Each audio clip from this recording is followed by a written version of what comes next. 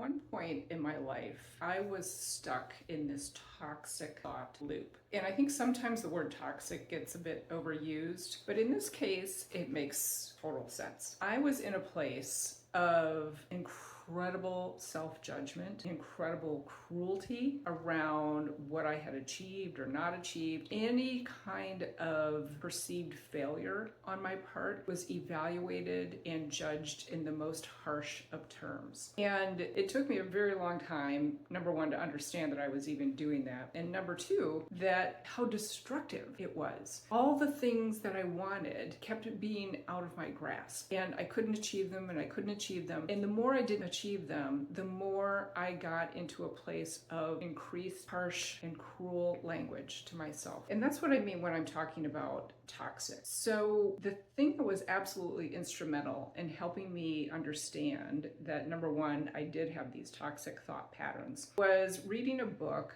by Dr. Carolyn Leaf and then later by Dr. Daniel Amen. And they confirmed what I had already suspected about myself, and that these thoughts themselves and then the subsequent chain of events between how I was behaving and the reactions, those two things led to the results and the outcomes that I did not want. And as I started studying what they were sharing from a pure science standpoint about where these things come from, I started understanding that, hey, I might be caught in some of these loops. And in order to figure out what these loops might be, what if I moved from a place of judgment to a place of observation? And I'm going to put that guardrail on that this going forward, I'm not going to judge anything that I'm thinking or doing. I'm going to observe it and I'm going to be curious about it. So when I started doing that, I'm going to give you a concrete example now of how it absolutely changed the trajectory of my entire life. When I was moving myself from being a drinker to a non-drinker. This was 4 years ago now. I was about 6 months in, having a lot of success, but I still would run into various situations where cravings would just come over me out of the blue, and I would get incredibly frustrated. And this is the kind of language that I used with myself. Why does this keep happening to me? What the hell's wrong? I mean,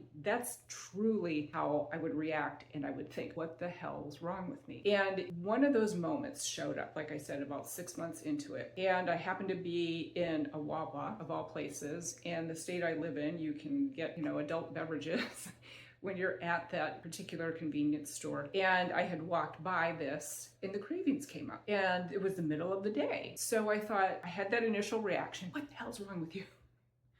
But then I remembered reading Dr. Leaf's book at the time and Dr. Bruce Lipton's book at the time about why these patterns show up in moments that feel like you've got it beat, you've got it knocked out. And that memory of what I had read, along with let's shift from judgment to observation and curiosity, that helped me identify in that particular moment, my body was telling me I needed something that I was not getting. And that was the first time I had ever recognized that. And when I asked myself, when I made that shift mentally from what the hell's wrong with me to wait, there's probably something I'm not getting right now that I really need. Let me hit the pause button was a phrase that I came up with for myself. It works pretty well. And I stopped in that moment and I said, what do I really need right now? And I understood that I was incredibly thirsty. I was a little bit hungry. I was quite tired. It was a beautiful, beautiful day. And I had memories of being in the park with friends, enjoying adult beverages on these beautiful days when I was hungry and thirsty. And so all of a sudden it started to coalesce around these memories about why my brain would be bringing these things forward and offering me that, hey, the solution is you need some wine right now. You need to wind down. You want something to drink because you're thirsty.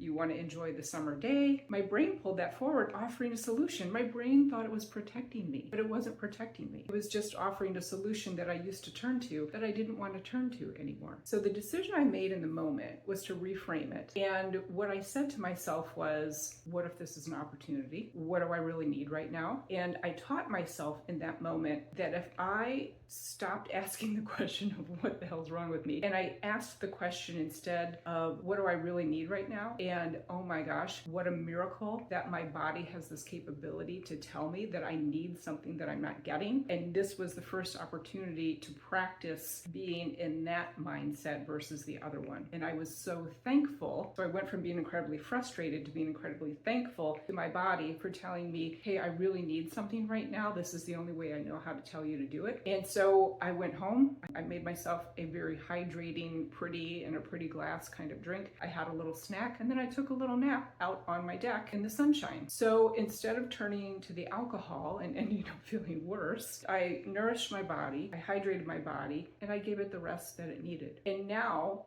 these days, I never miss alcohol, and I don't have cravings. But there was that gap period where I did. And each time that would come up, I moved into that mindset of, oh, hey, this is an incredibly useful tool that my body is giving me right now, that there's something I'm not getting. Let me go into my body, let me figure out what do I really need right now. And that was the key to starting to uncover other toxic thought patterns that I might be in, loops that I might be in, because I made that one particular decision around that one particular instance. It turned out to be the key to unlock all kinds of other changes in my life using a very similar technique. What do I need right now? What are the thoughts that I'm thinking right now? So the two things that helped me the most were moving from judgment to observation and literally looking for the opportunity in the moment about there's something I need I'm not getting. There's a thought I'm thinking that is not true. What's going on here? So hopefully that helps you. I hope that you can find some peace in your life around understanding that you can completely turn that brain around. You need a little bit of help doing it sometimes because you need to have some basic information about how the brain works. And if you are interested in finding out what it looks like to work with me, I do have a